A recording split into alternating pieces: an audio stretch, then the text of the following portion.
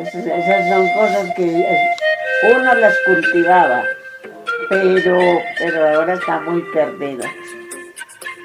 Es que la sidra ya casi nadie no la cultiva la gente. La sidra es muy poco comida.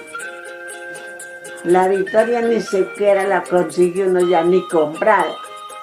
Ya eso ni semillas se encuentra. Ya esos alimentos todos se olvidaron. En el pasado, miles de plantas fueron parte de la alimentación humana. En la actualidad, esta reserva alimentaria ha disminuido sin razón. Plantas y alimentos marginados son denostados, incluso socialmente despreciados. Plantas, alimentos y conocimientos del pasado están siendo abandonados, disminuyendo así la despensa mundial de nuestros recursos y saberes. Urge recuperar esta riqueza biodiversa, pero no solo las especies vegetales olvidadas, sino también las razas de animales, las experiencias ancestrales, las tradiciones, las costumbres, los valores y el orgullo de nuestra gente de antaño. De esto y mucho más es que trata este podcast de Alimentos Olvidados. Soy Alejandra Gómez, de profesión antropóloga, y estaré con todos ustedes acompañándolos en 10 episodios del podcast Alimentos Olvidados, plantas y saberes con potencial para preservar la biodiversidad y la seguridad alimentaria, una propuesta ganadora de la convocatoria pública del programa de estímulos Juntos Creamos 2023. Bienvenidos.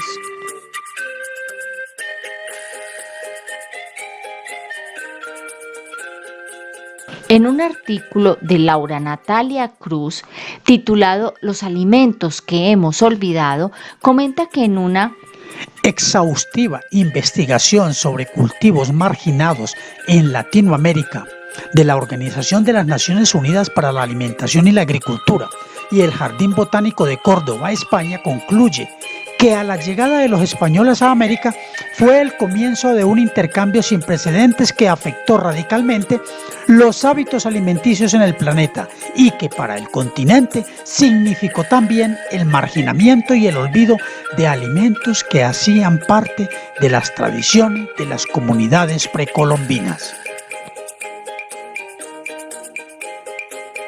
Mucho de lo que ya se ha hablado se apoya en citas y argumentos como el anterior, pues si observamos detenidamente, no solo estamos hablando de olvido de alimentos y de plantas, sino también del olvido de esas tradiciones ancestrales asociadas a los mismos y de la soberanía alimentaria de la familia campesina colombiana.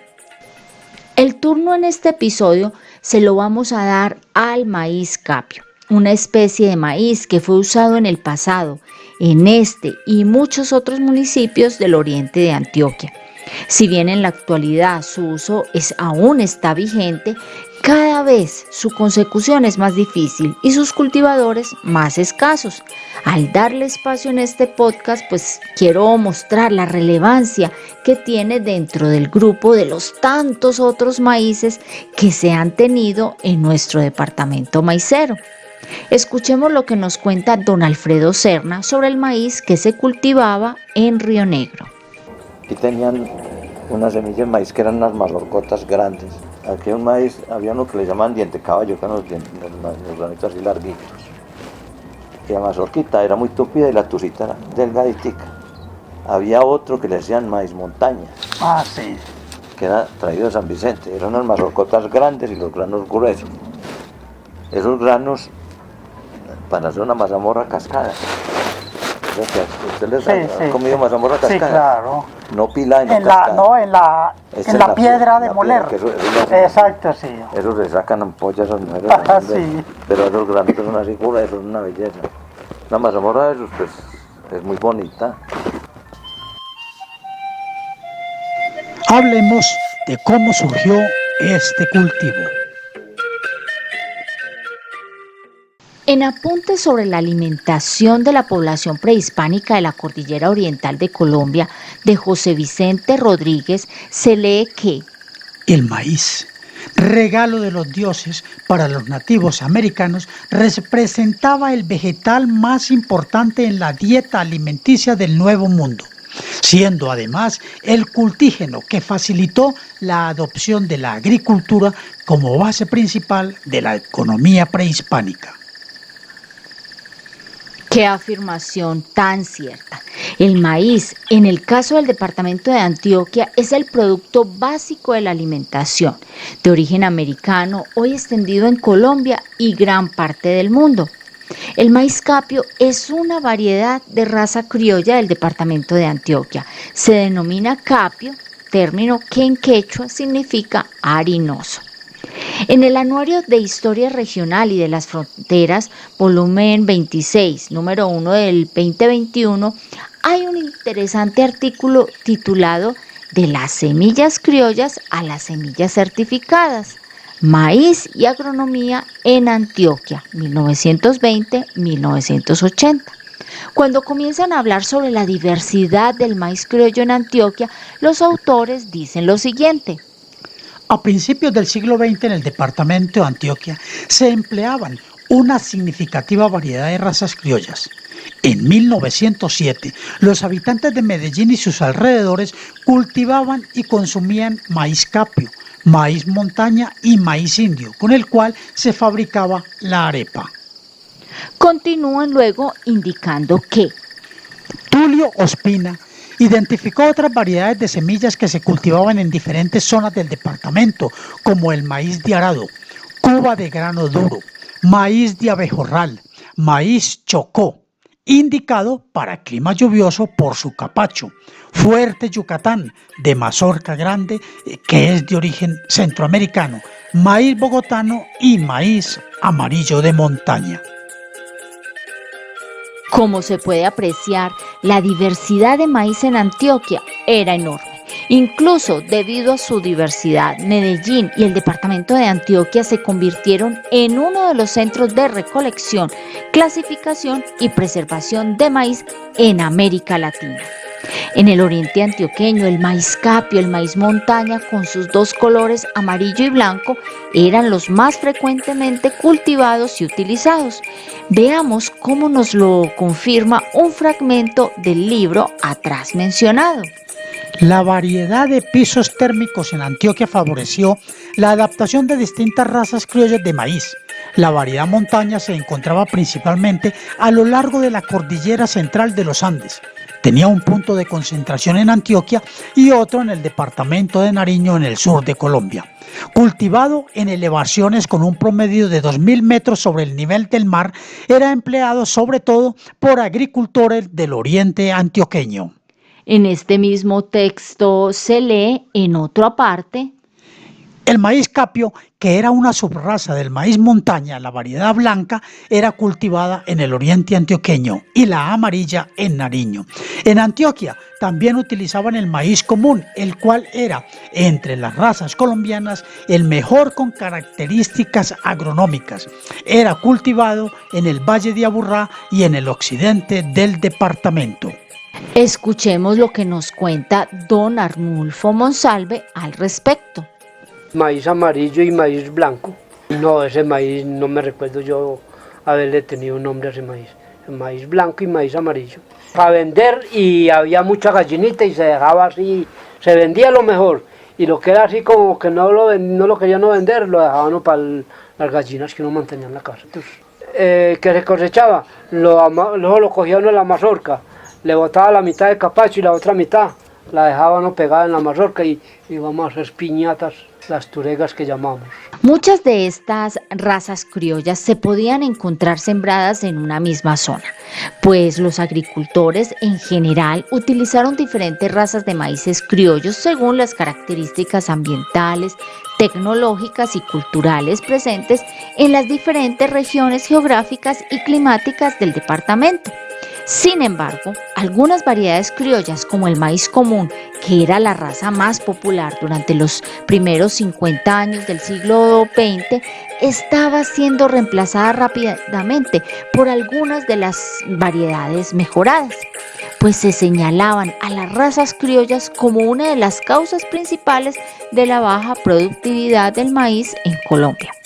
Aunado a lo anterior, también se pensaba que las variedades criollas tenían otras características agronómicas indeseables, como plantas de porte alto, demasiado tardías, susceptibles a enfermedades y mediana prolificidad. Razones empleadas para justificar el mejoramiento de las variedades nativas y la creación de semillas híbridas. A partir de la década de 1940, con el establecimiento de la estación experimental Tulio Ospina, donde se investigaba sobre el cultivo del maíz, también se empezaron a organizar estaciones y granjas experimentales situadas estratégicamente en varias zonas climáticas de Antioquia. Una de ellas fue la granja experimental de clima frío La Selva, en Río Negro. Estas estaciones tenían como uno de sus propósitos el fitomejoramiento de las semillas de maíz, tanto en genética como en agronomía. Yo conozco el cucaracho, conozco el capio, que es blanco, grande el grano, el amarillo que dice que para gallinas. Diente caballo. Las siguientes décadas fueron muy fructíferas en cuanto a las variedades e híbridos producidos mediante la investigación científica.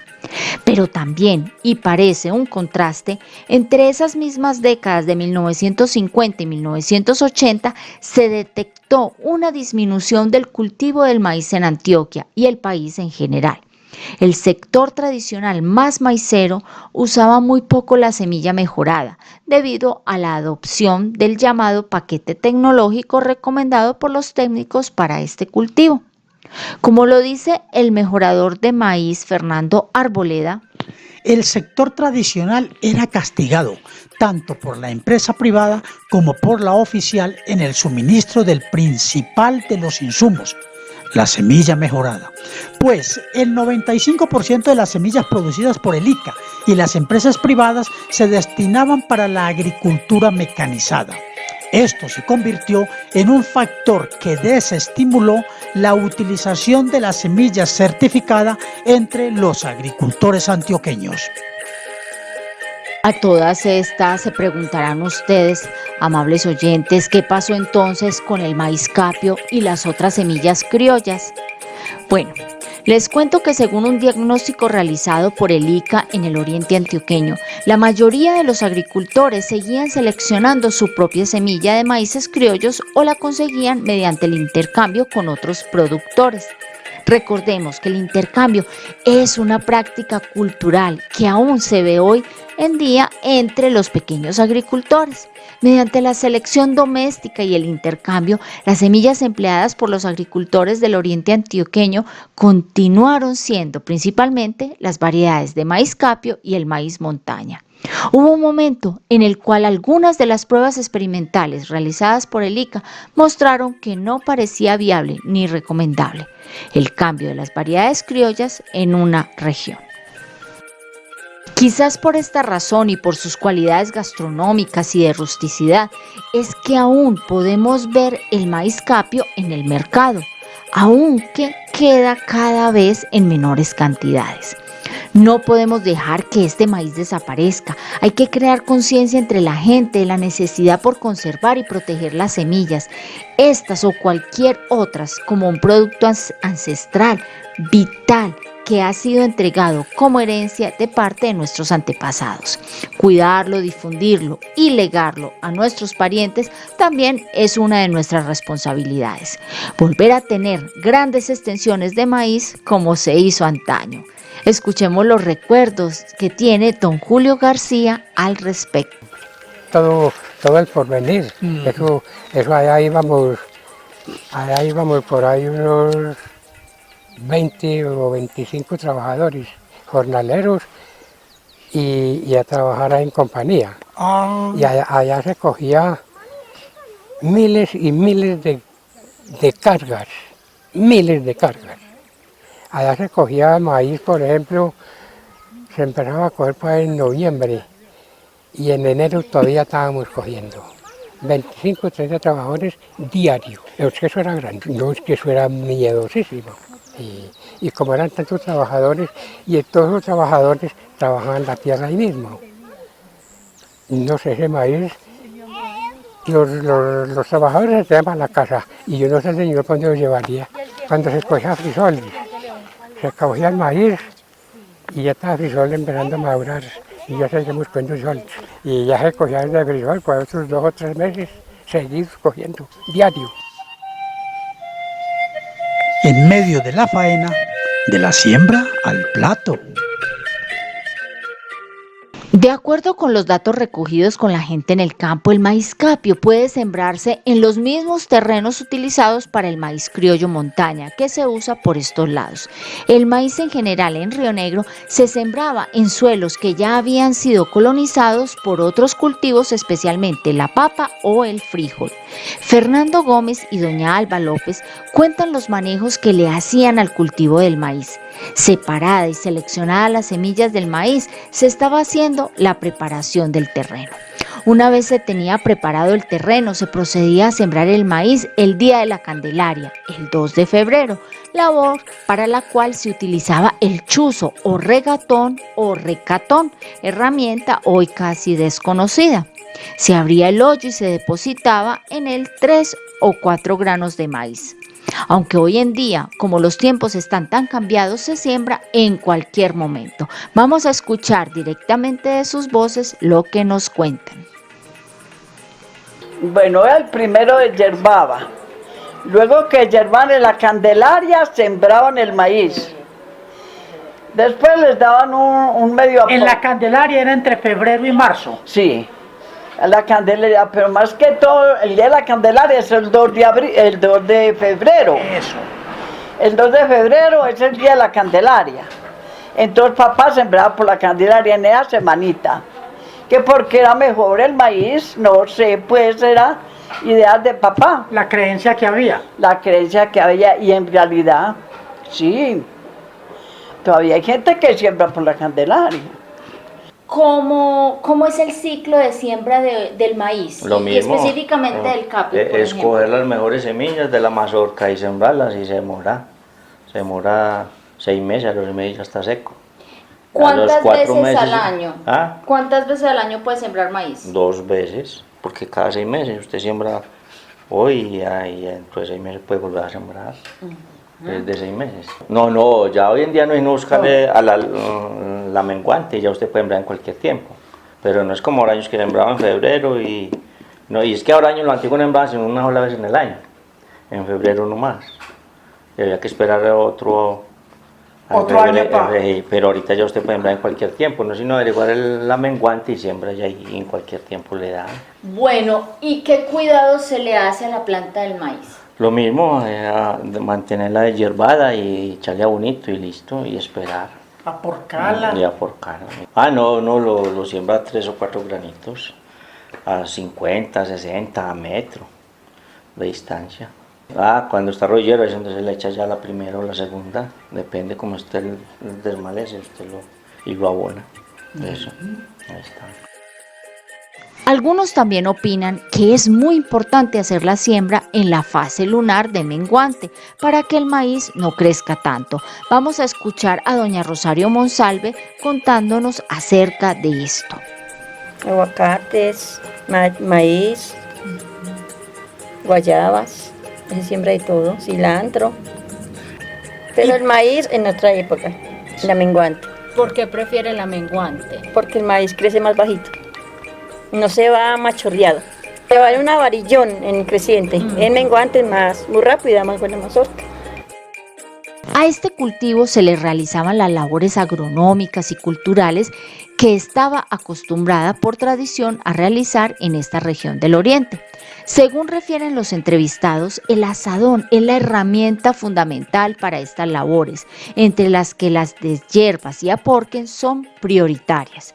Se habla regularmente de 2 aporques, la primera entre los 45 a 50 días después de la siembra, la segunda cuando el maíz está rodillero o cinturero, como lo dicen coloquialmente. Don Fernando Gómez y doña Alba nos siguen ilustrando sobre este tema. De mantenimiento, luego le echaban así como le yerbaban cuando nacía así el maicito, le yerbaba por todos los alrededores. Luego, por ahí yo no sé cómo aquel tiempo, porque el maíz se demora por ahí 6 meses. Luego le hacían le aporcaban una porque. La segunda era la porque. Y la tercera era que le regaban otra vuelta, lo regaban así y ya no le hacían más. Pero siempre al pie de la matica de frisol, ahora años, al de la maíz sembraban la mata de frisol.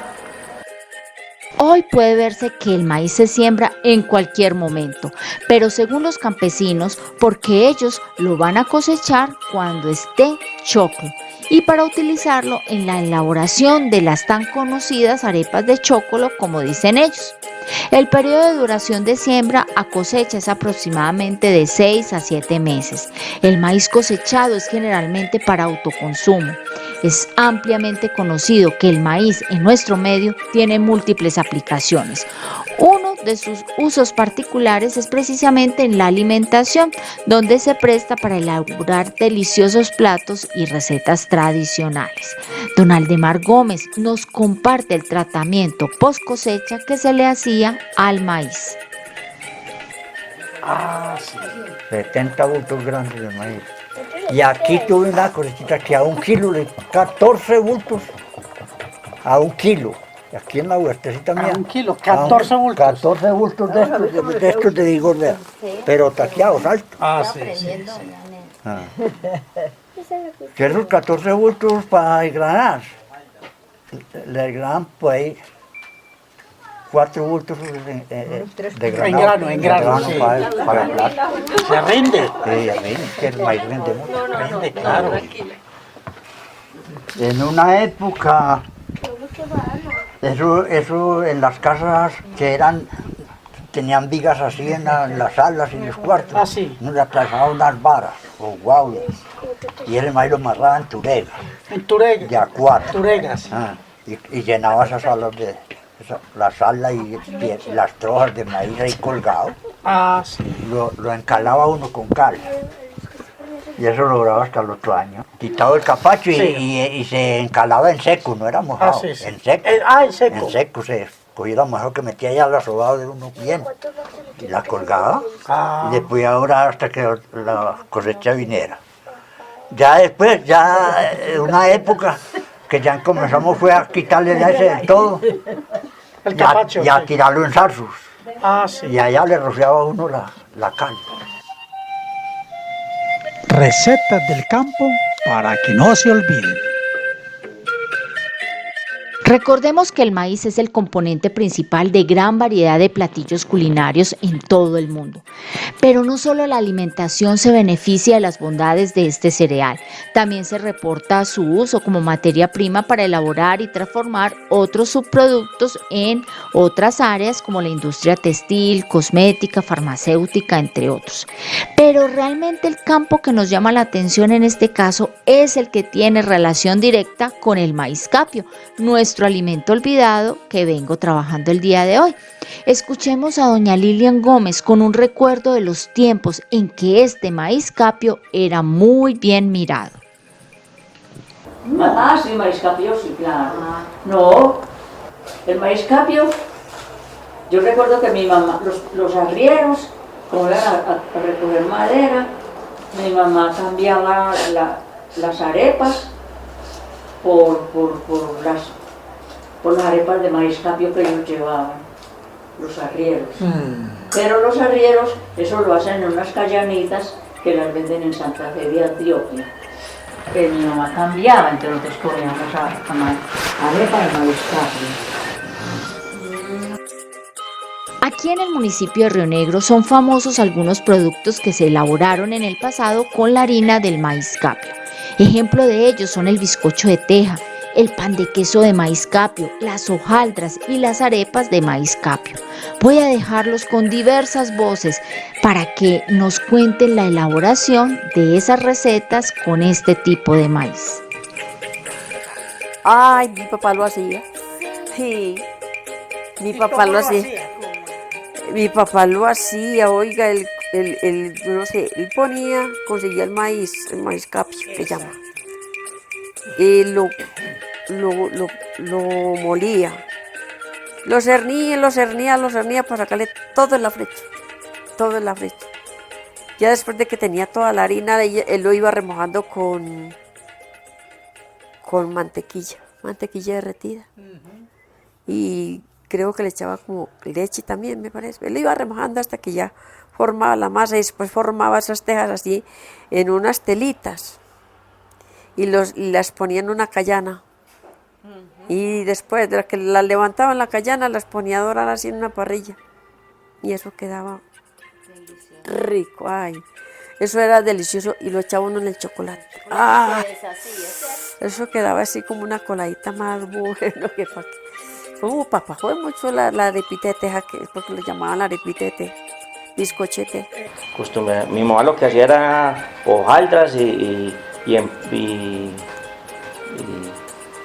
pan de queso y el bizcocho de teja. Ya lo que hacía más bizcocho, hacía más pan de queso que bizcocho de teja. Lo que era la hojaldra y el pan de queso sí casi no faltaba en la casa, pero el bizcocho de teja fue un poquito lo que se hizo, pero también se hizo. También lo que era muy bueno era la antigüedad, que yo me acuerdo mucho era mi abuelita, que yo donde mi abuela fue a las 5:30 o 6, y estábamos, imagínense que se molían maíz desde por la mañana, a las 5:30 o 6 y la abuelita estaba moliendo maíz, que había cocinado. ¿Para qué? Para echarle marrullas a los frijoles. ¿Echarle qué? Marrullas. ¿Y qué son las marrullas? Marrullas, usted muele como para hacer una arepa. Usted muele el maíz y hace marrullas, y la abuela cogía eso así, lo hacía así con cebolla. Y usted a las 5:30 o 6 iba, y a las 7 ya estaba dando frijoles con marrullas, con cebollas verdes ahí, cominos, molidos. Son una belleza. Panes, arepas. ¿Y el pan de maíz capio cómo se hace? Como se hace de harina de trigo. Se le mezcla leche, huevo, el quesito o la mantequilla y se amasa normal, ese es pan de capio. El bizcocho de teja. El bizcocho de teja. Sí. ¿Cómo se hace el bizcocho de teja? El bizcocho, eso, unas arepas planchas ahí, una arepa de teja o bizcocho de teja, sí. Unas arepas y se asaban en las callanas. Yo con lo de capio, eso es una belleza. Oiga, pero eso no se volvió a ver, eso se perdió ya también. No puedo dejar pasar este apartado sin dejarle la receta de la arepa de capio, indiscutiblemente una de las delicias gastronómicas que se elaboraban con este tipo de maíz.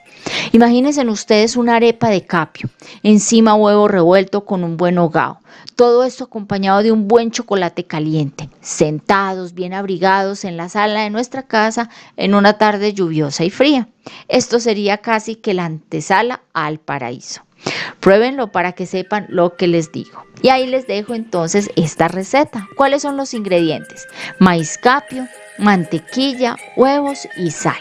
¿Cómo la preparamos? Se pone a hervir el maíz capio, luego se le retira el agua y se muele hasta lograr una contextura harinosa.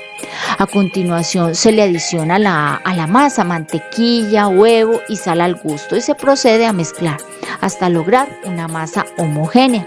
Se van tomando porciones de la masa y con ayuda de una cuchara de madera se va esparciendo lentamente sobre toda la superficie de un sartén caliente, formando de esta forma una tela delgada.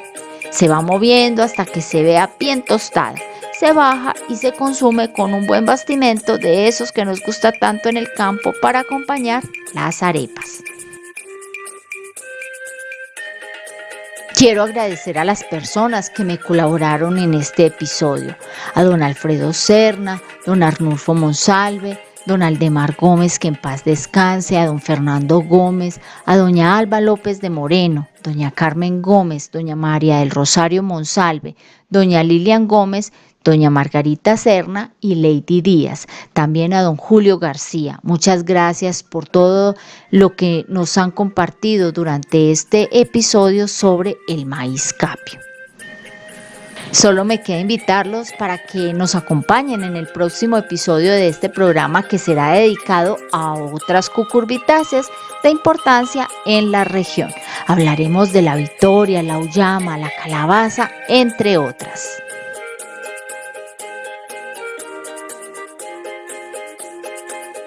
Hemos llegado al final de este capítulo de Alimentos Olvidados, plantas y saberes con potencial para preservar la biodiversidad y la seguridad alimentaria.